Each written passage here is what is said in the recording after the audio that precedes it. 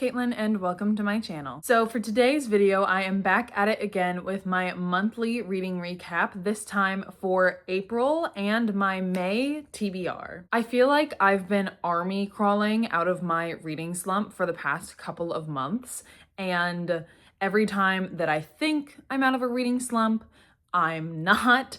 And every time that I read a really good book, I'm like, wow, this is gonna do it for sure.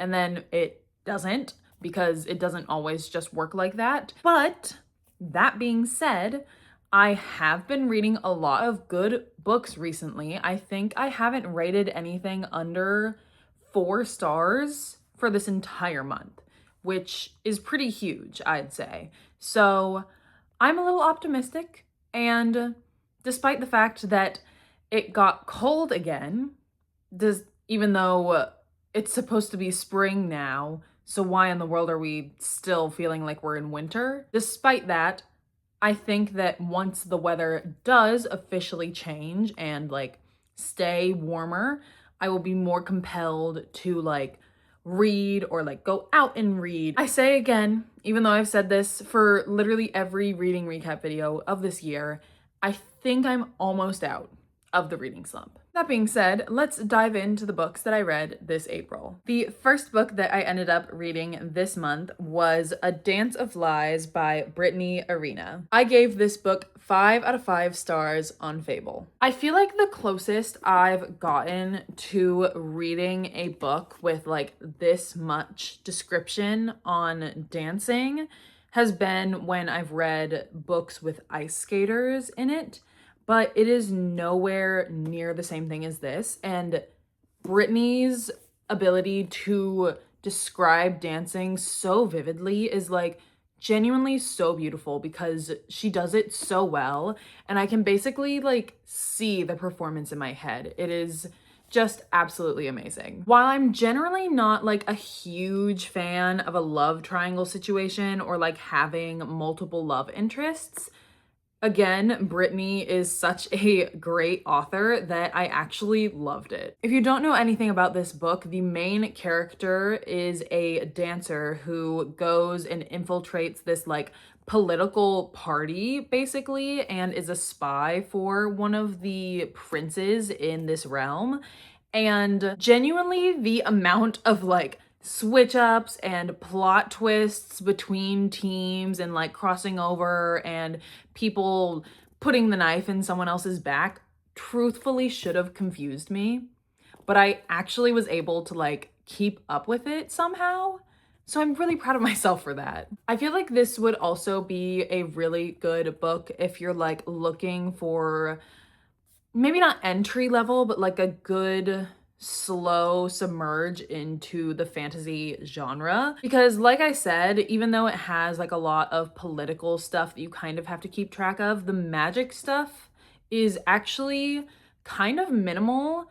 Not to the point where you're oh, this isn't fantasy, but to the point where it's just easy to understand, and it's not you're being thrown into the deep end and expected to know all these things about fairies and how magic works. The next book I read was actually a book that I've been reading over the span of multiple months, but finally got around to finishing, and it is none other than The Let Them Theory by Mel Robbins. I gave this book 4.5 stars on Fable. As someone who used to be, and honestly still struggles with, being a huge people pleaser, this was a huge eye-opener for me. This technically might be a bit of a spoiler, which I don't know if you can call it that, because it's a self-help book. It's not I'm spoiling the plot. Anyway, but I love that despite the title of this book being Let Them,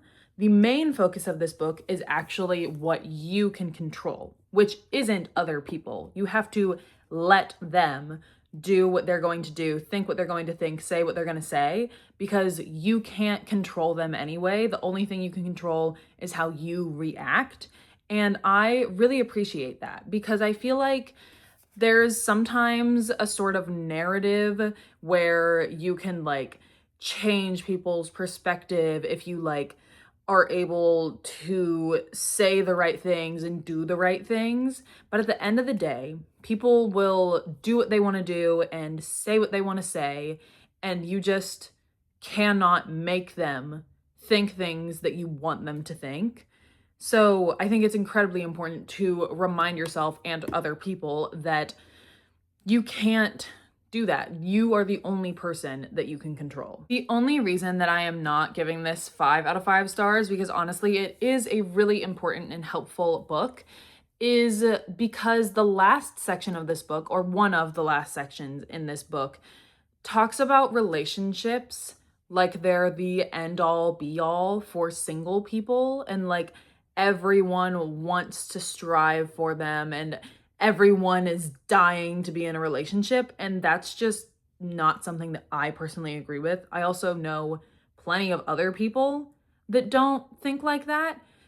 And especially coming from a woman who is married, the author, I just think that's a little weird. So I didn't really love that, but otherwise, this book is genuinely absolutely amazing. The next book that I read in April was Wrong Place, Wrong Time by Gillian McAllister. I ended up giving this book 4.25 stars on Fable. I really don't read a lot of like time traveling books, and this book has honestly changed my mind about that genre. I always thought it was a little weird and like, I don't know if taboo is the right word, but I just was never really interested in it. But I actually started reading this book because it was one that my grandma gave me, and she unfortunately passed away recently, but I wanted to kind of connect with her in this way, I guess. And it's completely changed my mind on the concept of like time travel books. Admittedly, it did take me a minute to actually get invested in the plot, but once I was, it was really hard to put this book down. I low-key thought that I would absolutely hate the ending, but by the time that I got to the ending, I was just so relieved for the characters and like the plot that I just absolutely adored it. I will say, I did call like one of the very last plot twists, which was both a little unfortunate and really satisfying. And the last book that I read this April is none other than A Court of Thorns and Roses by Sarah J. Maas. I rated this book 5 stars on Fable. Yes, it is my first time reading this series. And yes, now that I've actually read the first book, I am embarrassed that it took me this long. Spoiler warning for anyone who has not read this series and is wanting to, or anyone who has only read the first book. Go ahead and skip forward like 10, maybe 20 seconds. I do unfortunately already know about the plot twist when it comes to Tamlin and Rhysand, I think is how you actually pronounce his name, which is insane, but that's another thing. But I don't actually know any other plot points in this book. I just know about the romance stuff. Or like some very base level romance stuff. Okay, if you skipped for spoilers, you're good now. I have always hated the fairies can't lie trope in fantasy books. So whenever a fantasy book basically makes fun of that trope by saying that it's true in the beginning of the book and then later we find out that it's not true, I feel so happy. It makes me giggle. Because yeah, why would you believe someone who says they can't lie? That feels like the most idiotic thing in the world to me. I don't know, maybe I'd fall for it if I was in this realm or world or whatever. Okay, this is gonna be a little bit of a specific read, but do you guys think it's insane for me to say that Rhysand kind of reminds me of Chuck Bass? I said this to my friend who's read this entire series and also watched the entirety of Gossip Girl, and she said that she definitely sees the connection, but that it's mostly that energy in the first book and then it kind of changes over time. But I just couldn't stop thinking about it. I don't remember what it was specifically that he did in this book that made me think, wow, that's so Chuck Bass coded, and then be like, oh my God, he's Chuck Bass. But I thought about it once and now I can't stop thinking about it. I am very excited to see how the political side of this plot progresses and if/how certain characters will be returning. So that is all the books that I read in April, but there is one book that I am currently in the middle of reading, and it is called The Vanishing Cherry Blossom Bookshop by Takuya Asakura. Here's a closer look at that author's name because I am not entirely sure I'm pronouncing that correctly. I am 74% through this book according to Fable. Most of the reading that I've done for this book has been in public, which was actually a horrible idea because I have been on the verge of crying basically constantly during this entire book. So I don't think I'll be reading this in public again. And now we move on to my May TBR. The first book on my TBR for May is A Court of Mist and Fury by Sarah J. Maas. I honestly do not very frequently feel compelled to immediately jump into the next book in a series. Like sometimes I'll read a book from a different genre in between books, but this series is so good already just from book one that I just want to read this in one sitting if I could, which I absolutely could not, but the dream would be to do that.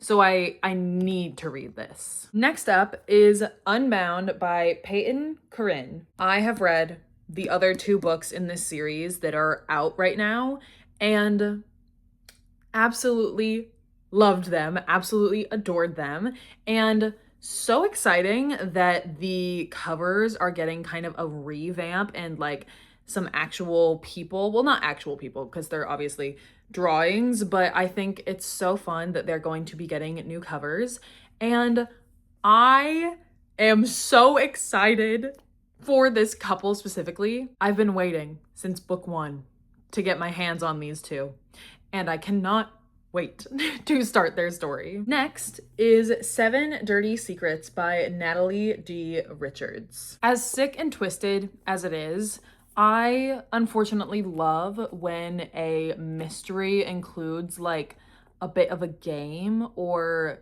the person is almost like taunting in a way, and that is kind of the vibes I'm getting from this book. So very excited about that. Next up is Revolve by Bal Cabra. I am finally getting back into the hockey romance genre, and I could not be happier about it. I have missed this specific sports subgenre so much, and it's only my own doing by not reading it. Like, I have free will and I can choose what I read, but ever since I started picking up hockey romances again, my life has been better. So next up is Off to the Races by Elsie Silver. I love Elsie Silver as an author. I have read her entire Chestnut Springs series, and even though I haven't actually read a cowboy romance in like a couple of months, I have been itching to read one again. And I know that I love this author, and she has this series and then another series also, I think, that's cowboy romances. So it's just the perfect situation. Like, I know that I'm gonna love this. And the last book on my TBR for May is Time Bomb by Joelle, and I am not even going to attempt to pronounce that last name, but here's a close-up. I actually got gifted this book when one of my friends was clearing out their bookshelves to kind of downsize, and it's been sitting on my shelves for a really long time, quite literally just collecting dust, and I have been needing to get back into more mysteries, like kind of thriller situations, and I think this will be a good fix for me. And that is all the books on my May TBR. If you enjoyed this video, don't forget to like, comment, and subscribe, and I will see you in the next one. Bye!